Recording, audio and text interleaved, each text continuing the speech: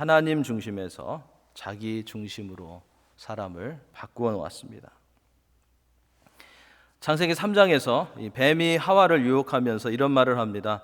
너희가 그것을 먹는 날에는 너희 눈이 밝아져 하나님과 같이 되어 선악을 알 줄 하나님이 아심이니라.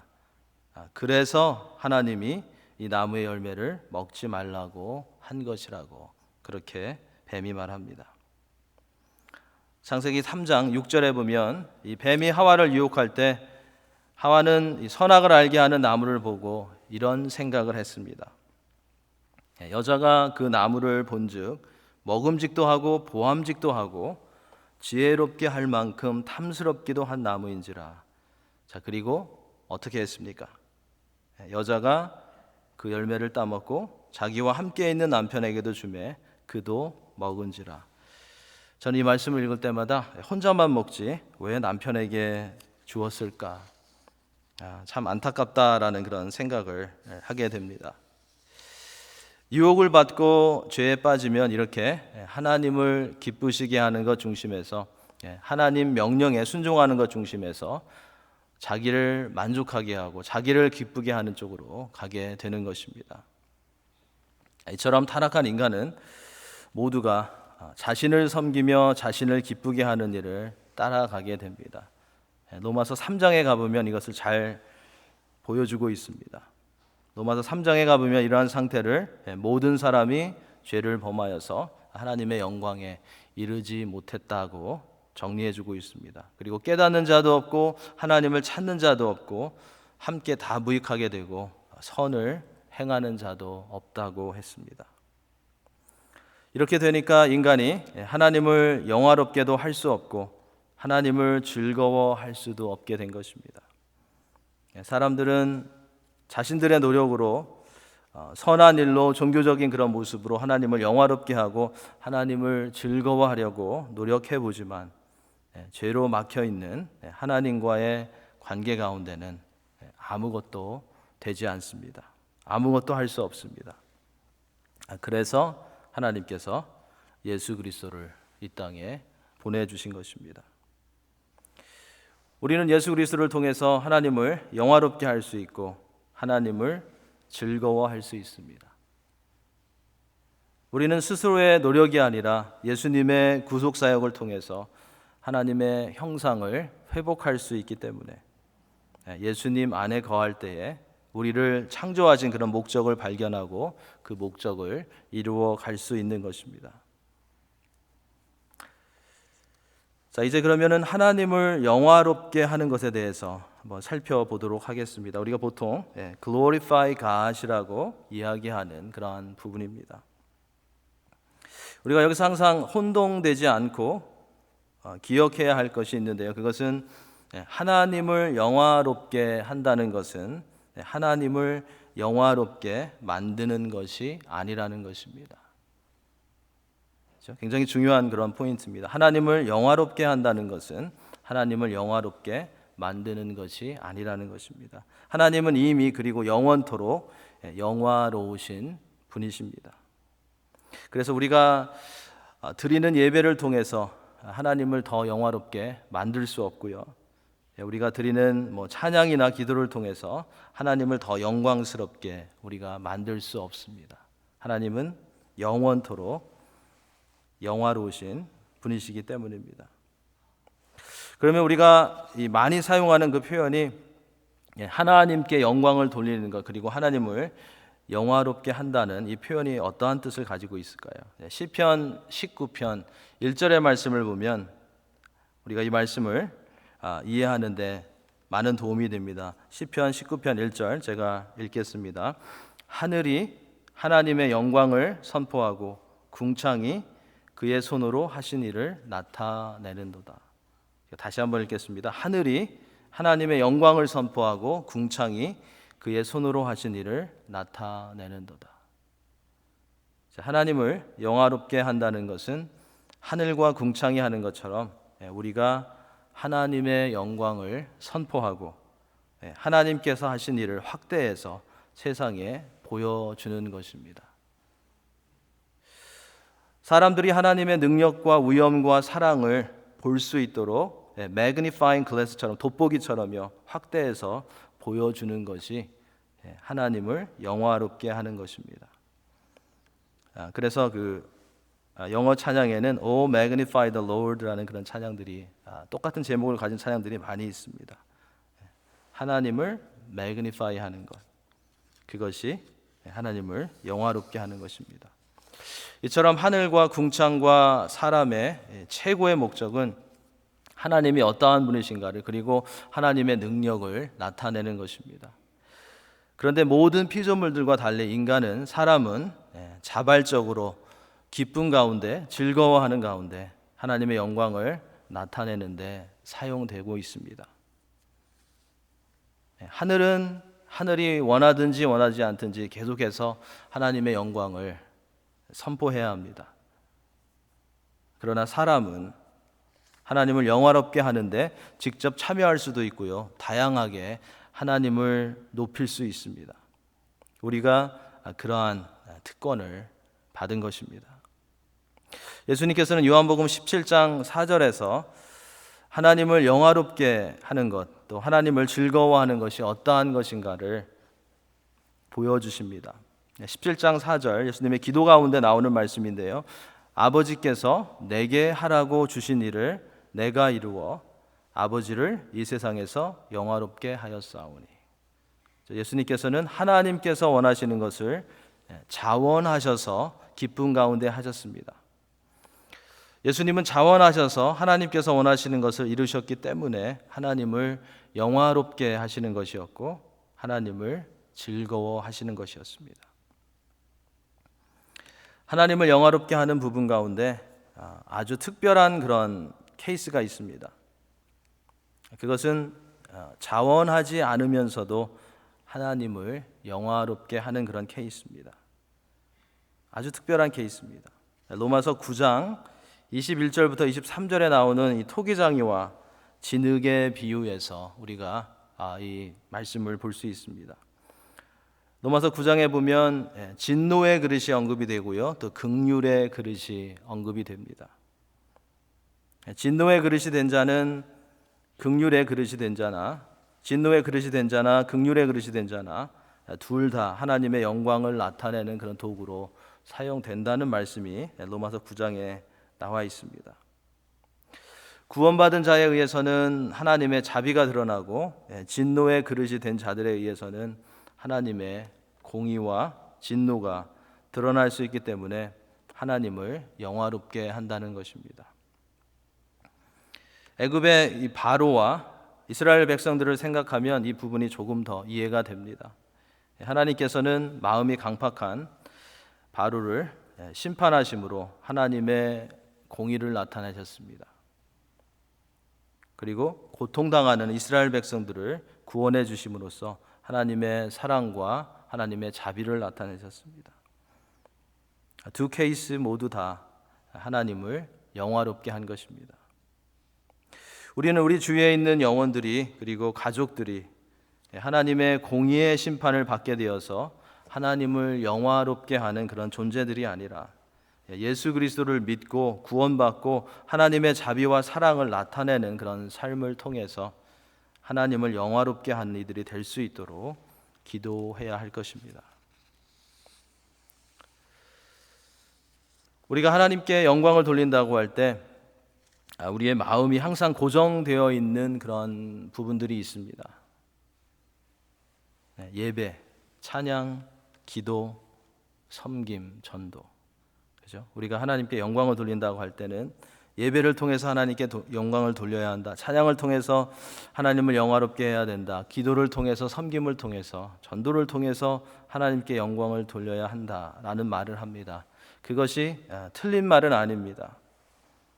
그런데 우리는 우리의 삶의 어떤 부분만을 통해서 하나님께 영광 돌리는 것이 아닙니다. 다시 말하면 예배만이 하나님의 자녀들의 삶의 전부가 아니고요, 기도만이 그리스도인들의 삶의 전부가 아니라는 것입니다.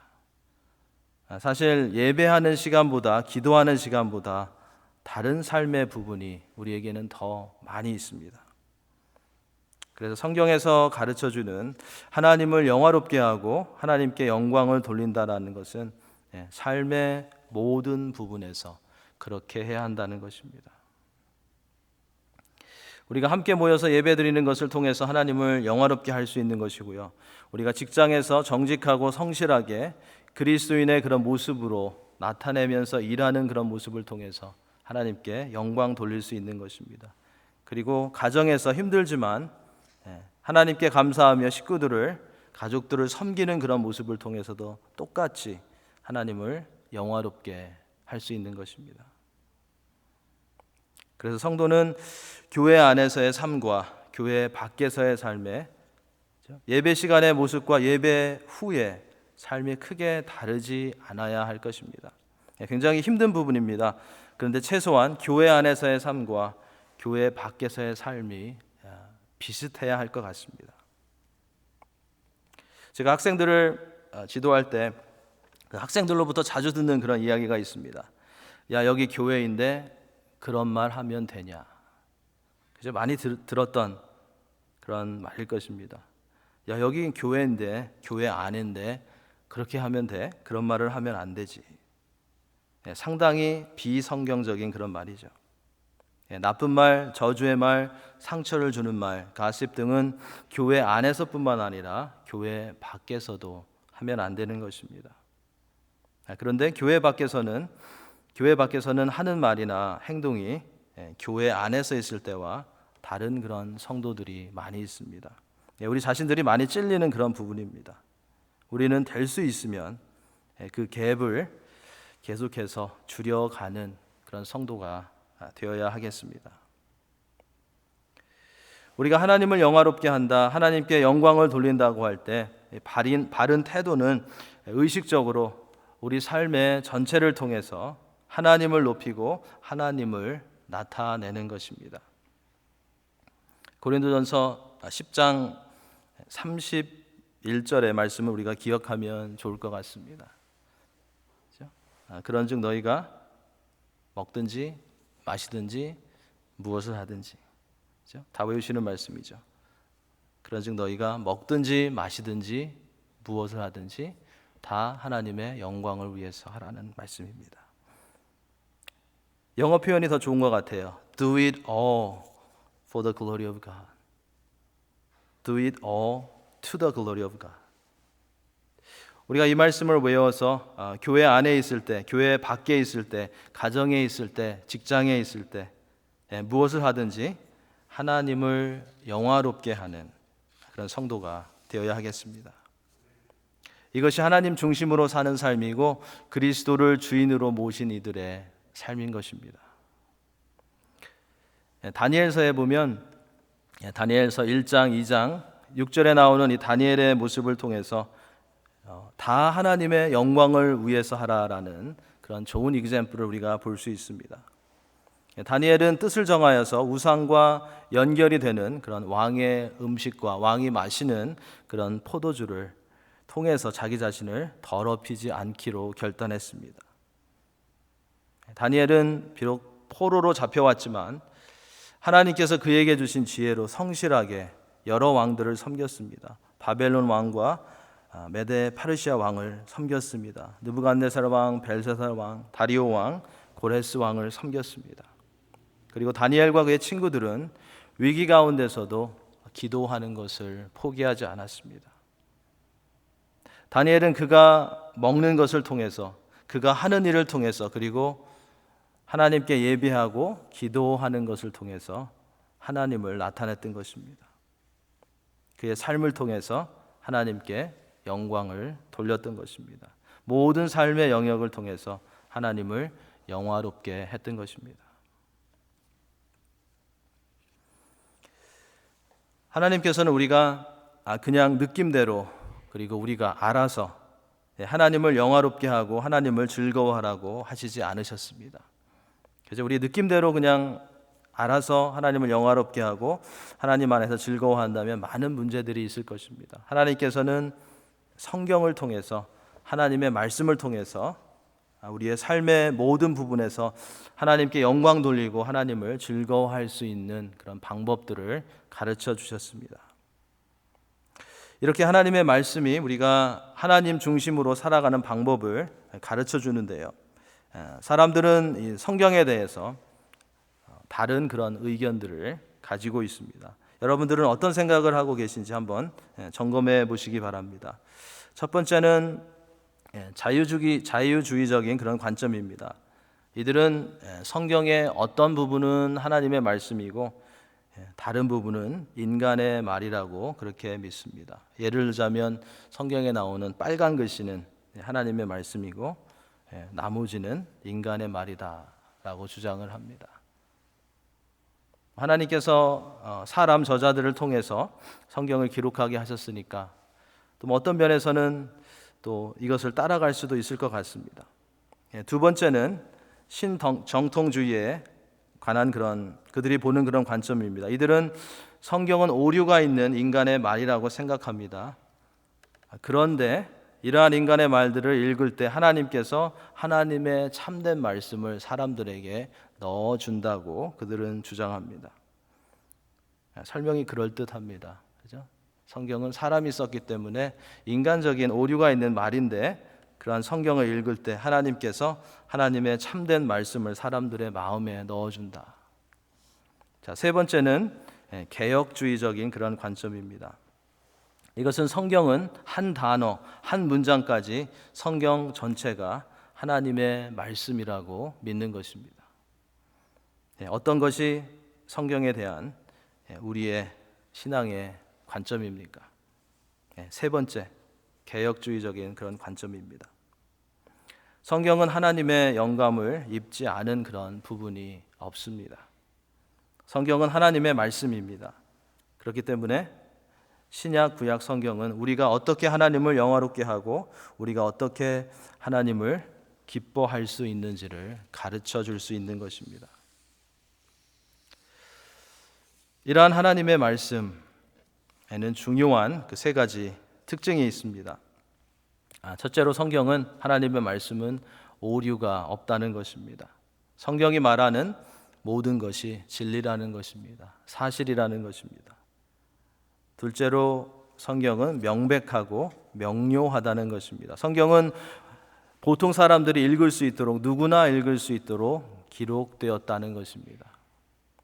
성경을 이해할 수 있는 사람은 학자나 어떤 사제들이 아니라 성령을 통해서 모두가 이해할 수 있도록 명료하게 하나님께서 기록되게 하셨다는 것입니다. 그래서 똑똑한 사람이 더 하나님의 말씀을 잘 이해하는 것도 아니고요. 또 많이 배우지 못한 사람이 하나님의 말씀을 이해하지 못하는 것도 아니라는 것입니다. 누구나 하나님의 말씀을 성령을 통해서 이해할 수 있다는 것입니다. 셋째로 성경은 성경 자체로만 충족하다는 것입니다. sufficient하다는 것입니다. 로마 가톨릭은 이 성경과 전통이 함께 있어야 한다고 그렇게 주장합니다. 전통을 굉장히 중요하게 생각합니다. 몰몬교는 성경과 Book of Mormon이 함께 있어야 한다고 주장을 합니다. 그런데 성경에서는 하나님의 말씀은 다른 것과 함께 갈 때 충분해지는 것이 아니라 하나님 말씀 자체가 우리를 가르치고 우리를 구원에 이르게 하고 하나님께 영광 돌리도록 인도하고 변화시키기에 충분하다라는 것을 우리에게 가르쳐 줍니다. 그 전에 성경 공부하실 때 디모데후서 3장 16절 말씀 다 외우셨죠? 모든 성경은 하나님의 감동으로 된 것으로 교훈과 책망과 바르게 함과 의로 교육하기에 유익하다라는 말씀입니다. 이는 하나님의 사람으로 온전하게 하며 모든 선한 일을 행할 능력을 갖추게 하려 함이라. 하나님의 말씀이 sufficient하다는 것, 충분하다는 것, 교훈하시고 책망하시고 바르게 하시고 의로 교육하시기 충분하다는 것을 분명히 이 성경 구절이 우리에게 가르쳐 주고 있습니다. 하나님의 감동인 성경은 우리에게 구원의 길을 알려주기에 충분하고 어떻게 우리가 하나님께 영광을 돌리는 삶을 이 땅에서 살아갈 수 있는지를 가르쳐 주는데 충분하다는 것을 우리는 기억하며 다른 신앙적인 그런 서적들도 읽되 성경을 제일 사랑하고 다른 책들의 내용들을 성경으로 돌아와서 점검해 볼 수 있는 그런 하나님의 자녀들이 되어야 할 것입니다. 말씀을 정리하도록 하겠습니다. 첫 번째 우리가 기억해야 할 것은 하나님은 사람을 하나님과의 교제와 기쁨을 위해서 창조하셨습니다. 그렇기 때문에 우리가 가장 만족할 수 있을 때는 죄로 인해서 무너진 하나님과의 관계를 예수 그리스도를 통해서 회복하고 하나님과 교제할 때입니다. 둘째로 우리는 하나님을 더 영화롭게 만드는 것이 아니라 하나님의 영광을, 하나님의 형상을 세상의 이웃에 서로에게 반사하는 그런 삶을 살아가야 합니다. 그것이 하나님께서 우리를 창조하신 목적입니다. 세 번째로 우리가 하나님을 즐거워하기 위해서는 하나님을 날마다 더 알아가야 합니다. 하나님이 어떠한 분이신지 우리가 개인적으로 알지 못하면 우리가 하나님을 즐거워할 수 없습니다. 하나님을 기뻐할 수 없고 하나님을 인조이할 수 없습니다. 우리는 우리의 모든 것이 하나님으로부터 시작되었고 하나님으로 인해서 보존되고 하나님의 영광을 위해서 존재한다라는 것을 기억하면서 그 하나님의 크신 목적에 우리의 삶을 맞추어가는 그런 성도가 되어야 하겠습니다. 올 한 해 동안 하나님께서 또 새로운 해를 주셨는데요. 올 한 해 동안 나는 하나님께서 나를 세워주시고 나를 보내시는 곳에서 어떻게 하나님을 즐거워할 수 있고 어떻게 하나님의 영광의 그런 빛을 반사할 수 있을까를 생각해 보시고 기도하시면서 실천하셔서 하나님을 영화롭게 하고 하나님과 깊은 교제 가운데 우리 자신들과 우리의 교회가 더 강건해질 수 있기를 예수님의 이름으로 간절히 축원합니다. 기도하시겠습니다.